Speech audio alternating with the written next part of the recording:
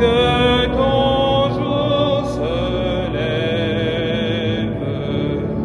Donne-nous ton pardon, lave-nous de tout péché. Donne-nous la grâce.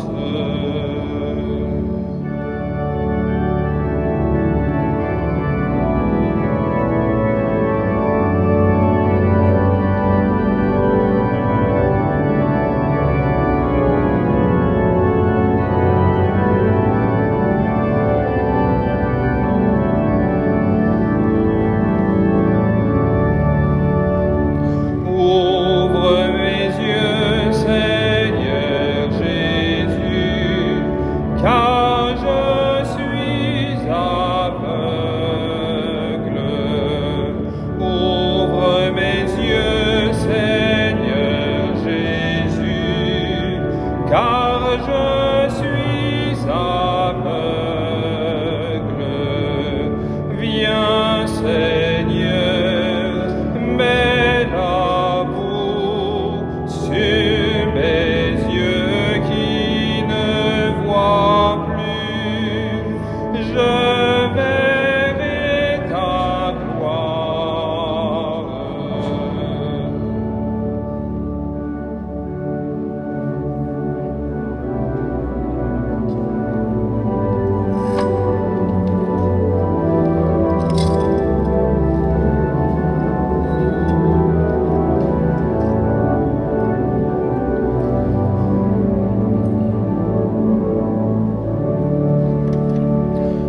Va te laver à Siloé,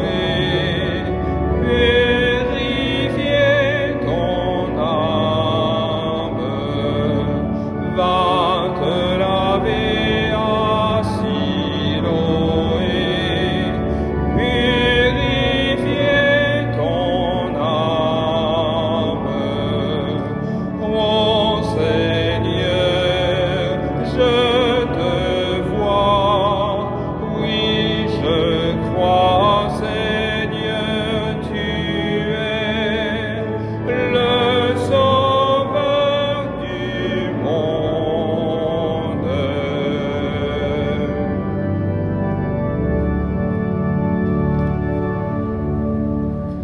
Au nom du Père et du Fils et du Saint-Esprit, la grâce de Jésus le Christ notre Seigneur, l'amour de Dieu le Père et la communion de l'Esprit Saint soient toujours avec vous.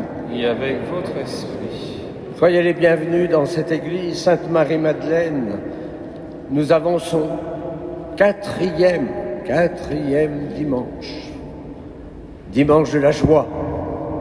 Non pas parce qu'on arrive au bout, mais parce que c'est la joie de la conversion et surtout aujourd'hui, c'est la joie d'accueillir les mariés, les futurs mariés, qui aujourd'hui se préparent pour une session, pour le mariage futur. Joie parce que, à la sortie, eh bien, si nous sommes entrés aveugles, j'espère que nous allons ressortir en voyant toutes les merveilles du Seigneur. Préparons-nous à la célébration de l'Eucharistie en reconnaissant que nous avons péché. Je confesse à Dieu Tout-Puissant, je reconnais devant vous, frères et sœurs, que j'ai péché en pensée, en parole, par action et par omission. Oui, j'ai vraiment péché.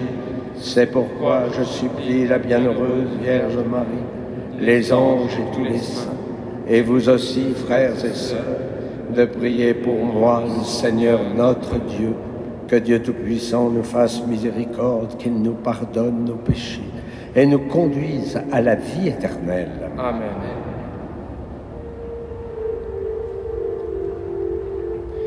Kyrie eleison, Kyrie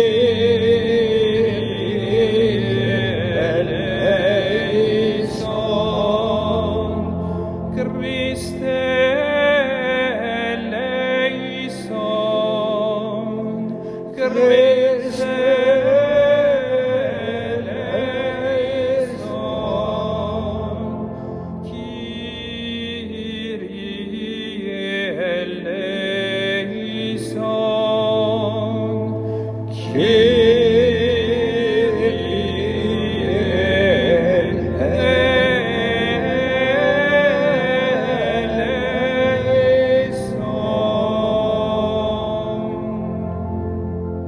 Prions le Seigneur.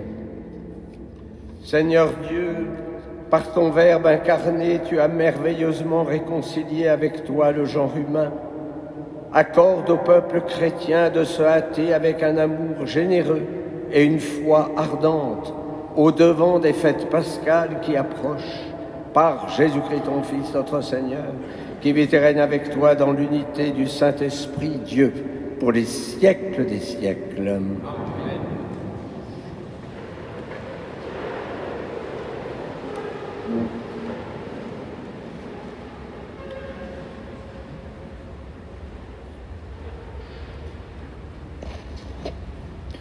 Lecture du premier livre de Samuel. En ces jours-là, le Seigneur dit à Samuel : « Prends une corne que tu rempliras d'huile et pars. Je t'envoie auprès de Jessé de Bethléem, car j'ai vu parmi ses fils mon roi. » Lorsqu'ils arrivèrent et que Samuel aperçut Eliab, il se dit : « Sûrement c'est lui le Messie, lui qui recevra l'onction du Seigneur. » Mais le Seigneur dit à Samuel : « Ne considère pas son apparence ni sa haute taille, car je l'ai écarté. Dieu ne regarde pas comme les hommes. Les hommes regardent l'apparence, mais le Seigneur regarde le cœur. » Jessé présenta ainsi à Samuel ses 7 fils, et Samuel lui dit : « Le Seigneur n'a choisi aucun de ceux-là. » Alors Samuel dit à Jessé : « N'as-tu pas d'autres garçons ?» Jessé répondit : « Il reste encore le plus jeune, il est en train de garder le troupeau. » Alors Samuel dit à Jessé : « Envoie-le chercher, nous nous mettrons à table tant qu'il ne sera pas arrivé. » Jessé le fit donc venir. Le garçon était roux, il avait de beaux yeux, il était beau. Le Seigneur dit alors : « Lève-toi, donne-lui l'onction, c'est lui. » Samuel prit la corne pleine d'huile et lui donna l'onction au milieu de ses frères. L'Esprit du Seigneur s'empara de David à partir de ce jour-là. Parole du Seigneur.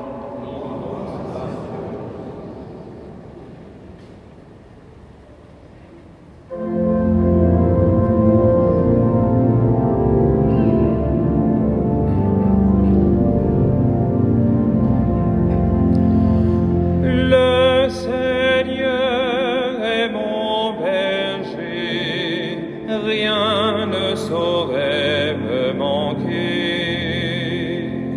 Le Seigneur est mon berger, rien ne saurait me manquer. Le Seigneur est mon berger, je ne manque de rien. Sur des prés d'herbes fraîches, il me fait reposer. Le Seigneur est mon berger, rien ne saurait me manquer. Il me mène vers les eaux tranquilles et me fait revivre.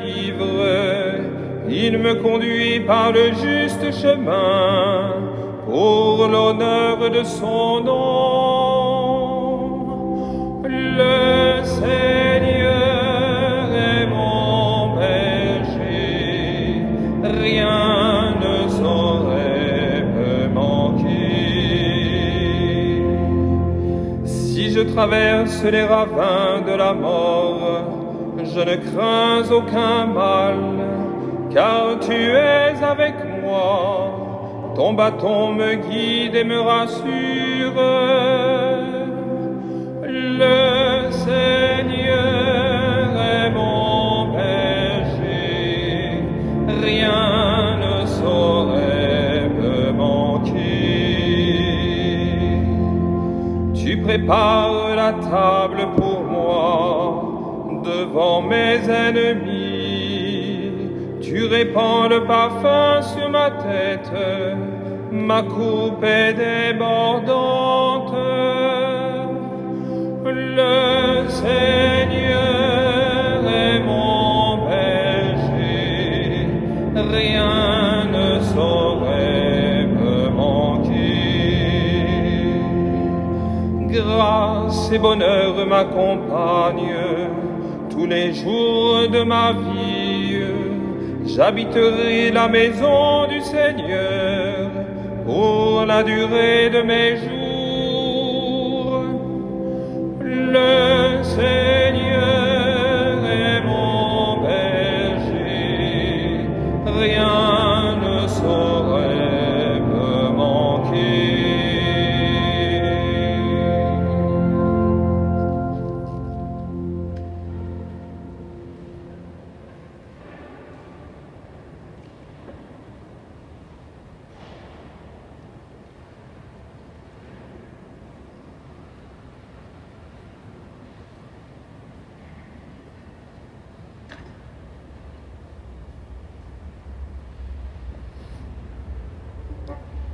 Lecture de la lettre de saint Paul apôtre aux Éphésiens. Frères, autrefois vous étiez ténèbres, maintenant, dans le Seigneur, vous êtes lumière. Conduisez-vous comme des enfants de lumière. Or, la lumière a pour fruit tout ce qui est bonté, justice et vérité. Et sachez reconnaître ce qui est capable de plaire au Seigneur. Ne prenez aucune part aux activités des ténèbres. Elles ne produisent rien de bon. Démasquez-les plutôt. Ce que ces gens-là font en cachette, on a honte même d'en parler. Mais tout ce qui est démasqué est rendu manifeste par la lumière, et tout ce qui devient manifeste est lumière. C'est pourquoi l'on dit « Réveille-toi, ô toi qui dors, relève-toi d'entre les morts, et le Christ t'illuminera. » Parole du Seigneur.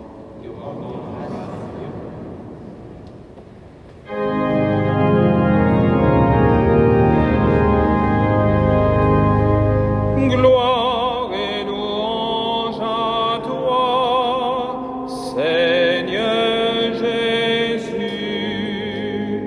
Gloire et louange à toi, Seigneur Jésus. Moi je suis la lumière du monde, dit le Seigneur. Celui qui me suit aura la lumière de la vie. Gloire et louange à toi, Seigneur Jésus.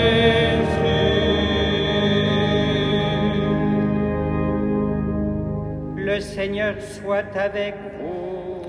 Et avec votre esprit. Évangile de Jésus-Christ selon saint Jean. Gloire à toi, Seigneur.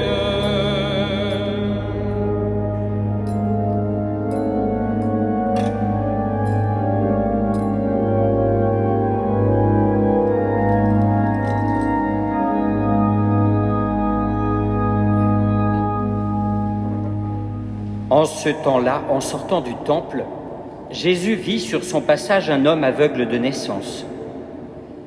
Ses disciples l'interrogèrent: « Rabbi, qui a péché, lui ou ses parents, pour qu'il soit né aveugle ?» Jésus répondit: « Ni lui, ni ses parents n'ont péché, mais c'était pour que l'œuvre de Dieu se manifeste en lui. Il nous faut travailler aux œuvres de celui qui m'a envoyé tant qu'il fait jour. La nuit vient où personne ne pourra plus y travailler. Aussi longtemps que je suis dans le monde, je suis la lumière du monde. » Cela dit, il cracha à terre et avec la salive, il fit de la boue, puis il appliqua la boue sur les yeux de l'aveugle et lui dit: « Va te laver à la piscine de Siloé », ce nom se traduit « envoyé ». L'aveugle y alla donc, et il se lava. Quand il revint, il voyait. Ses voisins et ceux qui l'avaient observé auparavant, car il était mendiant, dirent alors : « N'est-ce pas celui qui se tenait là pour mendier ?» Les uns disaient : « C'est lui », les autres disaient : « Pas du tout, c'est quelqu'un qui lui ressemble. » Mais lui disait : « C'est bien moi. » Et on lui demandait : « Alors, comment tes yeux se sont-ils ouverts ?» Il répondit : « L'homme qu'on appelle Jésus a fait de la boue, il me l'a appliqué sur les yeux et il m'a dit : Va à Siloé et lave-toi. J'y suis donc allé, je me suis lavé, alors j'ai vu. » Ils lui dirent : « Et lui, où est-il » Il répondit : « Je ne sais pas. » On l'amène alors aux pharisiens, lui, l'ancien aveugle. Or, c'était un jour de sabbat que Jésus avait fait de la boue et lui avait ouvert les yeux. À leur tour, les pharisiens lui demandaient comment il pouvait voir. Il leur répondit : « Il m'a mis de la boue sur les yeux, je me suis lavé et je vois. » Parmi les pharisiens, certains disaient : « Cet homme-là n'est pas de Dieu puisqu'il n'observe pas le repos du sabbat. » D'autres disaient : « Comment un homme pécheur peut-il accomplir des signes pareils ?» Ainsi donc, ils étaient divisés. Alors il s'adresse de nouveau à l'aveugle : « Et toi, que dis-tu de lui puisqu'il t'a ouvert les yeux ?» Il dit : « C'est un prophète. » Or les Juifs ne voulaient pas croire que cet homme avait été aveugle et que maintenant il pouvait voir. C'est pourquoi ils convoquèrent ses parents et leur demandèrent : « Cet homme est-il bien votre fils ? Et vous dites qu'il est né aveugle ? Comment se fait-il qu'à présent il voit ?» Les parents répondirent : « Nous savons bien que c'est notre fils et qu'il est né aveugle. Mais comment il peut voir maintenant, nous ne le savons pas. Et qui lui a ouvert les yeux, nous ne le savons pas non plus. Interrogez-le, il est assez grand pour s'expliquer. » Ses parents parlaient ainsi parce qu'ils avaient peur des Juifs. En effet, ceux-ci s'étaient déjà mis d'accord pour exclure de leur assemblée tous ceux qui déclareraient publiquement que Jésus est le Christ. Voilà pourquoi les parents avaient dit : « Il est assez grand, interrogez-le. » Pour la seconde fois, les pharisiens convoquèrent l'homme qui avait été aveugle et ils lui dirent : « Rends gloire à Dieu. Nous savons, nous, que cet homme est un pécheur. » Il répondit : « Est-ce un pécheur ? Je n'en sais rien. Mais il y a quelque chose que je sais, j'étais aveugle et à présent je vois. » Ils lui dirent alors : « Comment a-t-il fait pour t'ouvrir les yeux ?» Il leur répondit : « Je vous l'ai déjà dit et vous n'avez pas écouté. Pourquoi voulez-vous m'entendre encore une fois ? Serait-ce que vous voulez vous aussi devenir ses disciples ?» Ils se mirent à l'injurier. « C'est toi qui es son disciple. Nous, c'est de Moïse que nous sommes les disciples. Nous savons que Dieu a parlé à Moïse, mais celui-là, nous ne savons pas d'où il est. » L'homme leur répondit : « Voilà bien ce qui est étonnant. Vous ne savez pas d'où il est, et pourtant il m'a ouvert les yeux. Dieu, nous le savons, n'exauce pas les pécheurs, mais si quelqu'un l'honore et fait sa volonté, il l'exauce. Jamais encore on n'avait entendu dire que quelqu'un ait ouvert les yeux à un aveugle de naissance. Si lui n'était pas de Dieu, il ne pourrait rien faire. » Ils répliquèrent : « Tu es tout entier dans le péché depuis ta naissance, et tu nous fais la leçon ?» Et ils le jetèrent dehors. Jésus apprit qu'il l'avait jeté dehors. Il le retrouva et lui dit : « Crois-tu au Fils de l'homme » Il répondit : « Et qui est-il, Seigneur, pour que je croie en lui ?» Jésus lui dit : « Tu le vois, c'est lui qui te parle. » Il dit : « Je crois, Seigneur » et il se prosterna devant lui. Jésus dit alors : « Je suis venu en ce monde pour rendre un jugement, que ceux qui ne voient pas puissent voir et que ceux qui voient deviennent aveugles. » Parmi les pharisiens, ceux qui étaient avec lui entendirent ces paroles et lui dirent : « Serions-nous aveugles, nous aussi ?» Jésus leur répondit : « Si vous étiez aveugles, vous n'auriez pas de péché. Mais du moment que vous dites « nous voyons », votre péché demeure. » Acclamons la parole de Dieu. Louange à toi, Seigneur Jésus.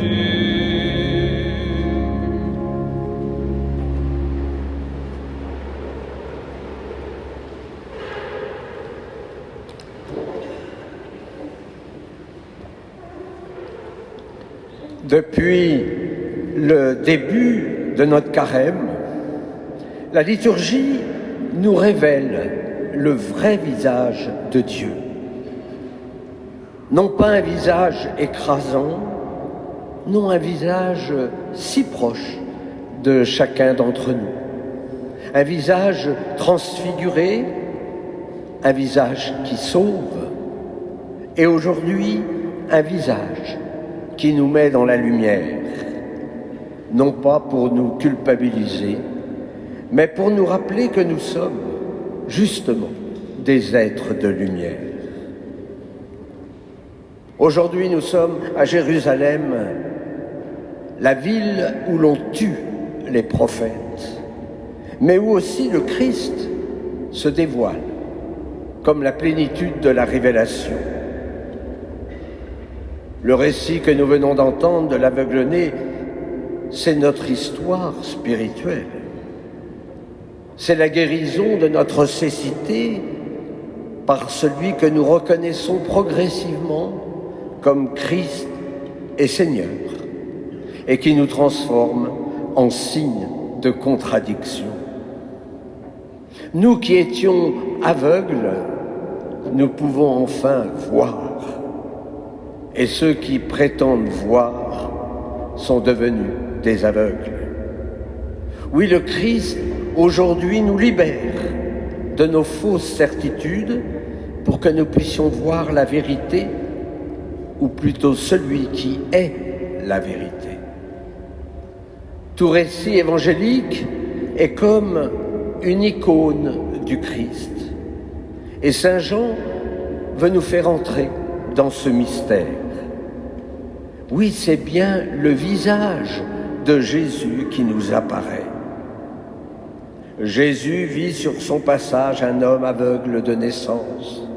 Jésus pose son regard sur cet homme, un regard de tendresse, un regard de compassion. Point de jugement. Dieu ne regarde pas comme les hommes. Les hommes regardent l'apparence, mais le Seigneur regarde le cœur. Et cette guérison va révéler la mission du Fils. Aussi longtemps que je suis dans le monde, je suis la lumière du monde. Nous étions dans un monde de ténèbres, et le Christ lumière, né de la lumière, nous montre le chemin qui conduit au bonheur. Ce chemin, c'est celui de l'obéissance. Va te laver à la piscine de Siloé. Et ce chemin nous incite au discernement. Dieu, nous le savons, n'exauce pas les pécheurs, mais si quelqu'un l'honore et fait sa volonté, il l'exauce. Ce chemin fait vivre la dernière béatitude. L'aveugle guéri est expulsé et jeté en dehors de la synagogue. Mais ce chemin, il nous conduit à la profession de foi. Crois-tu au Fils de l'homme ? Je crois, Seigneur. Désormais, l'aveugle-né est appelé à vivre comme un fils de la lumière. Saint Paul, dans sa lettre aux Éphésiens, explicite: la lumière produit tout ce qui est bonté, justice et vérité. C'est dire que nous devenons des êtres illuminés par l'amour. Dans notre monde, souvent marqué par le mensonge, voilà que les fils de la lumière, c'est-à-dire vous, nous sommes appelés au discernement. À la fois démasquer les activités des ténèbres et reconnaître ce qui plaît au Seigneur. À la fois la renonciation au péché et la confession de foi. Oh, il ne s'agit pas de condamner notre monde, mais il s'agit de discerner la présence de la cité de Dieu au cœur de la cité des hommes. La parole de Dieu, comme celle de l'Église, dérange, parce que ces paroles sont prophétiques. L'Église ne veut pas le malheur de l'homme. Experte en humanité, pour reprendre Saint Paul VI, elle veut éclairer le chemin pour que l'homme atteigne sa plénitude. Comment plaire à Dieu? Eh bien, il nous suffit de contempler le Christ et nous découvrons alors ce que fait le Père. Son accueil, sa tendresse, son don total. Voilà ce qu'il attend de nous. L'obéissance, la dépossession, l'ouverture au don de Dieu. Ce chemin qui a été tracé par le Christ lui-même, c'est le chemin pascal. Eh bien, chaque disciple doit entrer dans ce mouvement de descente au plus profond de la détresse humaine pour vivre la joie du royaume.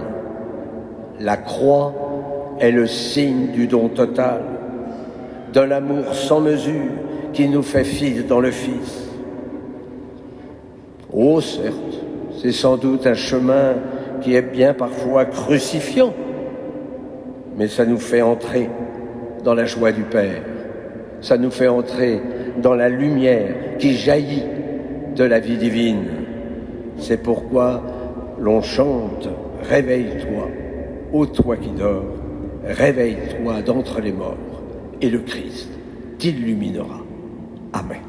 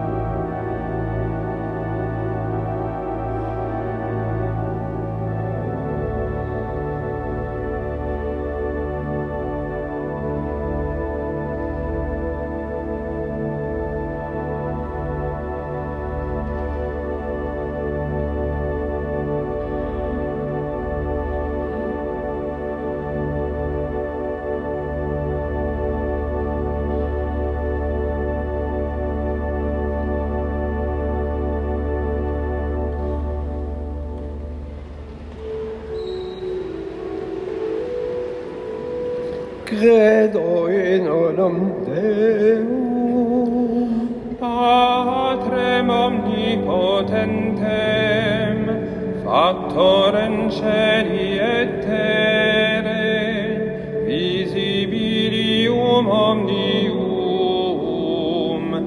et invisibilium, et in unum Dominum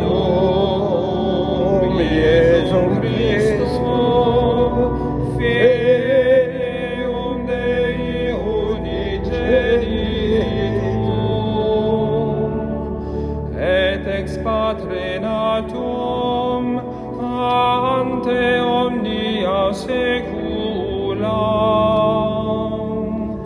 Deum de Deum, et de Lumine,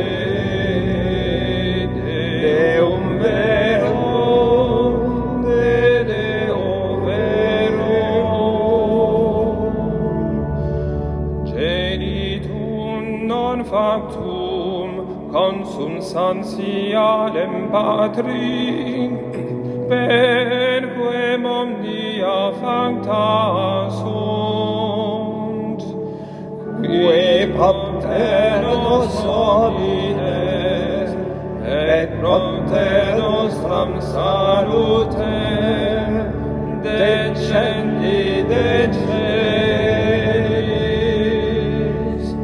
et incarnatus est de Spiritus Sancto ex Maria Virgine et homo factus est crucifixus etiam pro nobis sub Pontio Pilato passus et sepultus est, et resurrex intentia die secundum scripturas, et ascendit in cielo, sedet ad dexteram Patris, et iterum venturus est cum gloria judicare vivos est mortuos, cuius regni non erit finis, et in Spiritum Sanctum Dominum et vivificantem, qui ex Patre Filioque procedit, qui cum Patre et Filio simul adorator et conglorificator, qui locutus est per prophetas, et unam sanctam catholicam et apostolicam ecclesiam confiteorum baptisma in remissionem peccatorum, et expecto resurrectionem mortuorum, et vitam venturi seculi.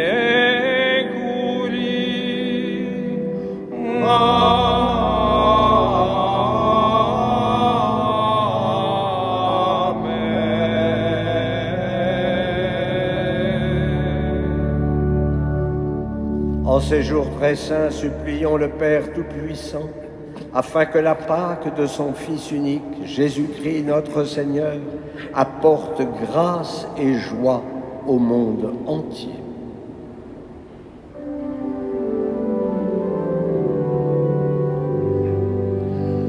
Seigneur, entends la prière qui monte de nos cœurs.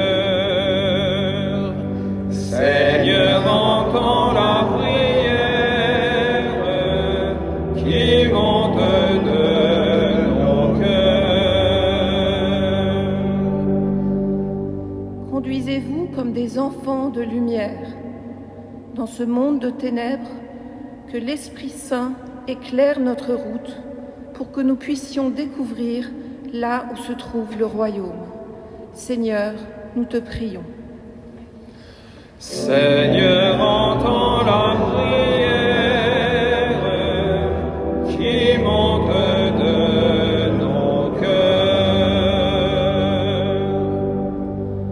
Pour nos catéchumènes, que le Seigneur ouvre leurs yeux pour qu'ils découvrent les œuvres de Dieu. Seigneur, nous te prions. Seigneur, entends la prière qui monte de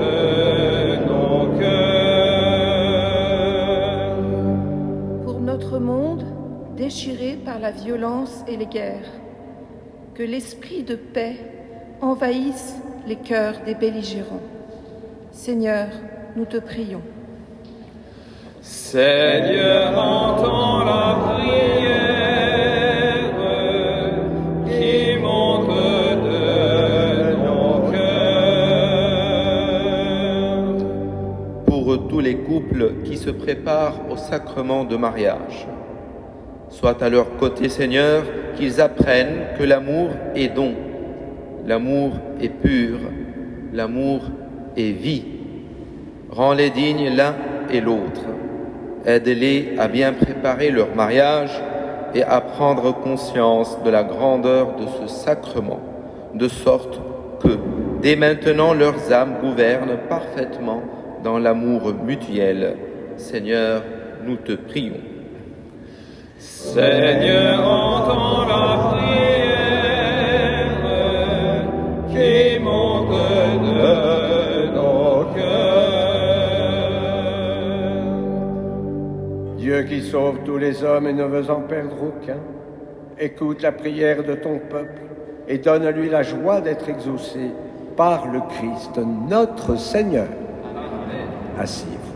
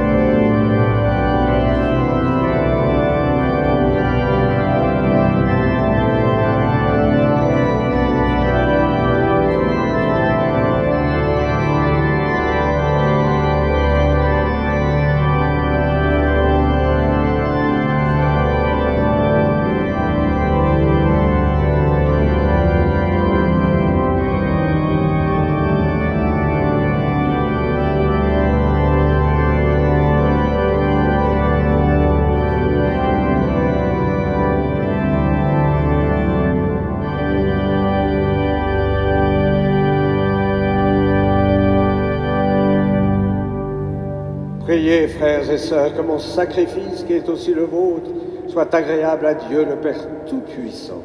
Que le Seigneur reçoive de vos mains ce sacrifice à la louange et à la gloire de son nom, pour notre bien et celui de toute l'Église.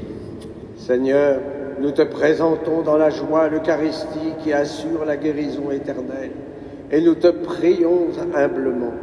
Accorde-nous de la vénérer avec foi et de l'offrir avec respect pour le salut du monde, par le Christ notre Seigneur. Amen. Le Seigneur soit avec vous. Et avec votre esprit, Élevons notre cœur. nous le tournons vers le Seigneur. Rendons grâce au Seigneur notre Dieu. Cela est juste et bon. Vraiment, il est juste et bon pour ta gloire et notre salut, de t'offrir notre action de grâce toujours et en tout lieu.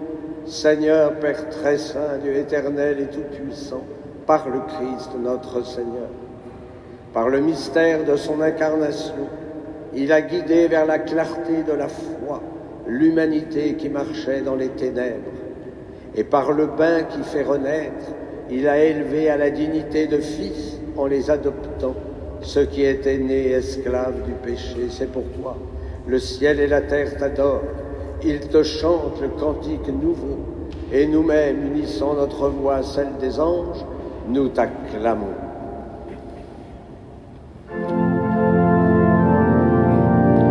Sanctus, Sanctus, Sanctus Dominus Deus Sabaoth, pleni sunt cieli et terra, gloria tua, Hosanna in excelsis, benedictus qui venit in nomine Domini, Hosanna in excelsis.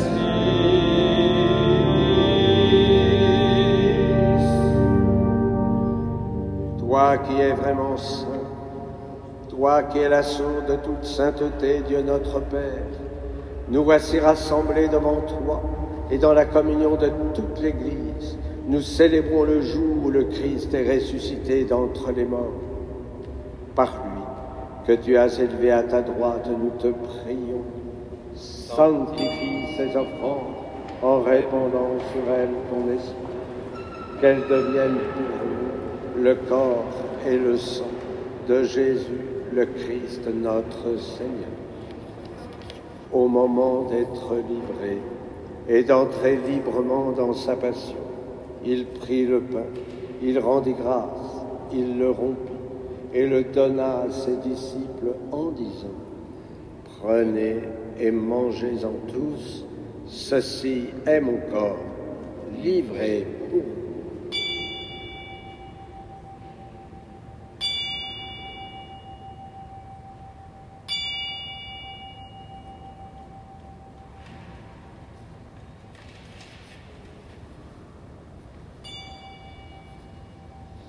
De même, après le repas, il prit la coupe.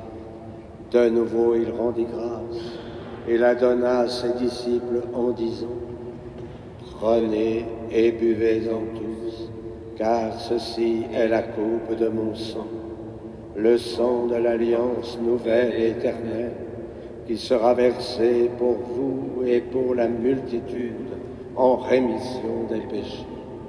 Vous ferez cela en mémoire de moi.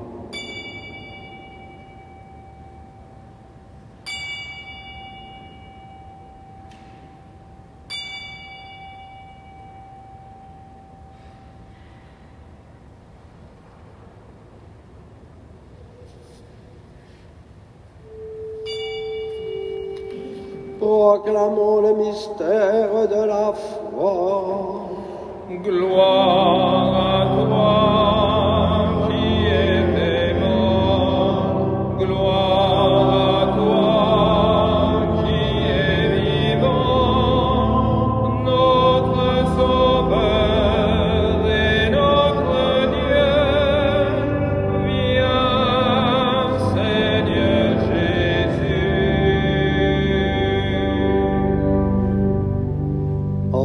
ainsi mémoire de la mort et de la résurrection de ton Fils, nous t'offrons, Seigneur, le pain de la vie et la coupe du salut.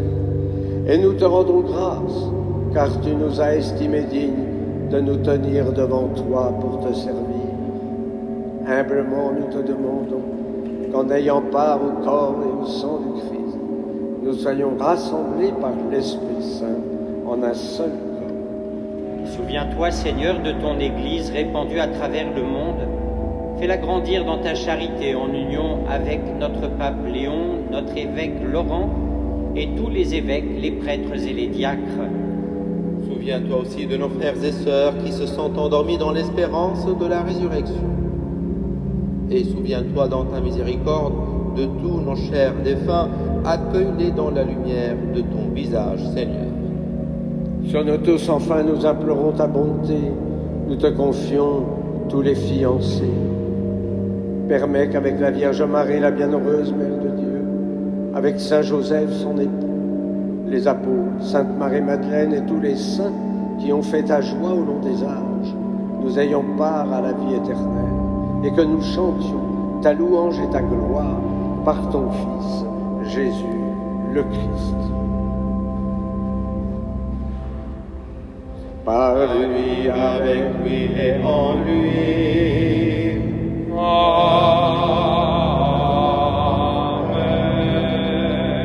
À toi, Dieu le Père Tout-Puissant, dans l'unité du Saint-Esprit. Amen.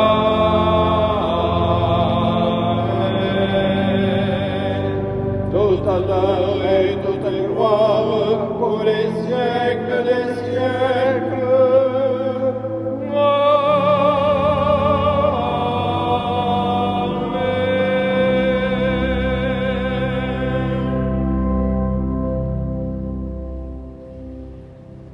Eh bien, avant de dire le Notre Père, je demandais aux fiancés qui se préparent de bien vouloir avancer devant l'autel, enfin devant en bas. Avancer, il doit y avoir quelques fiancés quand même. Ah ben oui, voilà.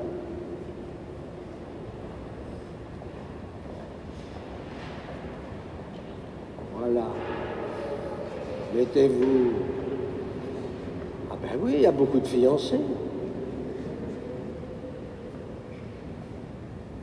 Rendons grâce. Et puis, voilà. Et il y a même en visio un soldat qui est là, car malheureusement, il est bloqué par la situation qui est grave. Mais il est avec nous, donc c'est formidable. Voilà, c'est un moment important pour vous. Comme on l'a dit, c'est de l'ordre du don. Vous recevez.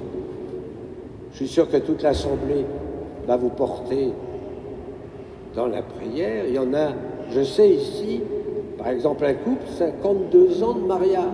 Ouais. C'est une aventure. C'est ça qui est formidable. Rendons grâce et pour cela, eh bien, nous allons nous confier à la tendresse du Père. Notre Père, qui es aux cieux, que ton nom soit sanctifié, que ton règne vienne, que ta volonté soit faite sur la terre comme au ciel. Donne-nous aujourd'hui notre pain de ce jour. Pardonne-nous nos offenses, comme nous pardonnons aussi à ceux qui nous ont offensés. et ne nous laisse pas entrer en tentation, Mais délivre-nous du mal. Délivre-nous de tout mal, Seigneur, et donne la paix à notre temps. Soutenus par ta miséricorde, nous serons libérés de tout péché, à l'abri de toute épreuve, nous qui attendons que se réalise cette bienheureuse espérance, l'avènement de Jésus-Christ, notre Sauveur. Car c'est à toi qu'appartiennent le règne, la puissance et la gloire pour les siècles des siècles. Seigneur Jésus-Christ, tu as dit à tes apôtres, je vous laisse la paix, je vous donne ma paix. Ne regarde pas nos péchés, mais la foi de ton Église. Pour que ta volonté s'accomplisse, donne-lui toujours cette paix et conduis-la vers l'unité parfaite. Toi qui vis et règnes pour les siècles des siècles. Amen. Et que la paix du Seigneur soit toujours avec vous. Et avec votre esprit. Et dans la charité, donnez-vous la paix.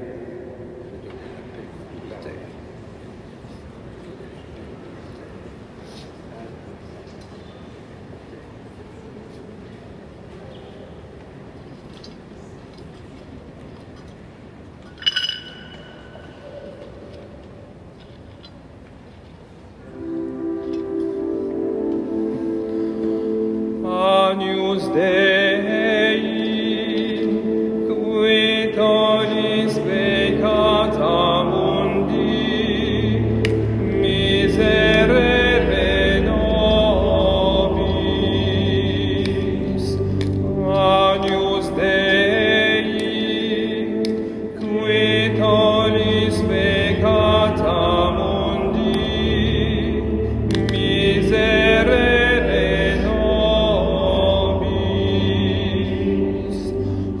Agnus Dei, qui tollis peccata mundi, dona nobis pacem.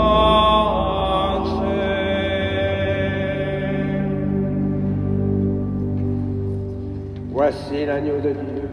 Voici celui qui enlève les péchés du monde. Heureux les invités au repas des noces de l'agneau. Seigneur, je ne suis pas digne de ton recevoir. Seulement une parole et je serai guéri.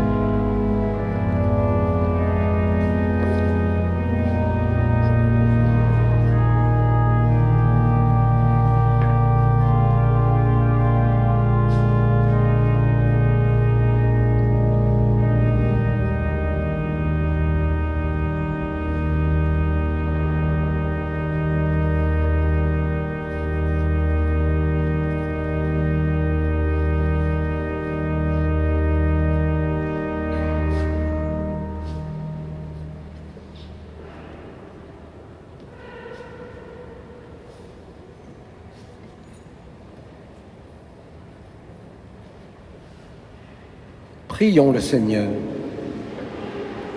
Dieu qui éclaire tout homme venant dans ce monde, nous t'en prions, illumine nos cœurs par la splendeur de ta grâce, que nos pensées soient toujours dignes de toi et accordées à ta grandeur, et qu'ainsi nous puissions t'aimer sincèrement par le Christ, notre Seigneur. Je vous rappelle que cet après-midi, à 17h45, il y a, non pas du tout, 17h15, il y a un temps d'adoration eucharistique avec une méditation de votre curé, que cette semaine c'est la joie. Alors le jeudi 19 mars, c'est la solennité de Saint-Joseph. Donc là, on met le carême entre parenthèses, c'est une fête, une solennité dont on chantera le Gloria et vous pourrez faire un bon repas. En revanche, le lendemain, c'est le vendredi, c'est moins drôle, c'est le chemin de croix à midi. Et puis, samedi, vous avez le chapelet à 17h15 et la messe anticipée à 18h. Nous arriverons au dimanche 22, qui sera le 5e dimanche, et pas le 4e, 5e dimanche de carême, et nous aurons nos catéchumènes pour les scrutins. Voilà, c'est aussi le temps pour notre diocèse de Paris de faire l'appel, le premier appel du denier de l'Église. Donc normalement, les habitués ont dû recevoir la lettre du diocèse, l'enveloppe du diocèse. Si vous ne l'avez pas, eh bien, si vous voulez nous aider et participer à la vie concrète de notre communauté, il y en a au fond et vous pouvez la prendre et puis la méditer. Et puis alors, si vous la méditez trop, vous serez presque arrivé à faire un chèque. Donc c'est bien. Donc rendons grâce. J'ai dit tout ce qu'il fallait dire. Oui? Bon. Si je pourrais dire quand même que le 17 mars, c'est aussi une fête carillonnée. Ah ben oui, c'est la Saint-Patrick. Donc là aussi, là c'est une semaine qui va être courte pour le carême. Et la semaine prochaine, c'est l'Annonciation. Alors, rendons grâce. Merci Seigneur. Le Seigneur soit avec vous. Et que Dieu Tout-Puissant vous bénisse, le Père, le Fils et le Saint-Esprit. Amen. Allez dans la paix du Christ. Nous rendons grâce. Et nous confions tous nos fiancés à la Vierge Marie. Ave Regina Caelorum, Ave Domina Angelorum, Salve Radis, Salve Porta.